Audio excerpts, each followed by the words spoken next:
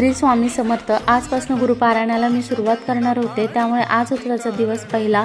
त्यासाठी सकाळी 4 वाजता उठून मी सर्वात आधी तर घर वगैरे झाडून घेतलं, स्वच्छ केलं। त्यानंतर स्नान करून मी देवपूजा करून घेतली। नंतर एका चौरंगावर पीस अंथरून त्यावर अक्षदा, हळद, कुंकू ठेवून त्यावर मी दत्त महाराज आणि स्वामी समर्थांचा फोटो ठेवला।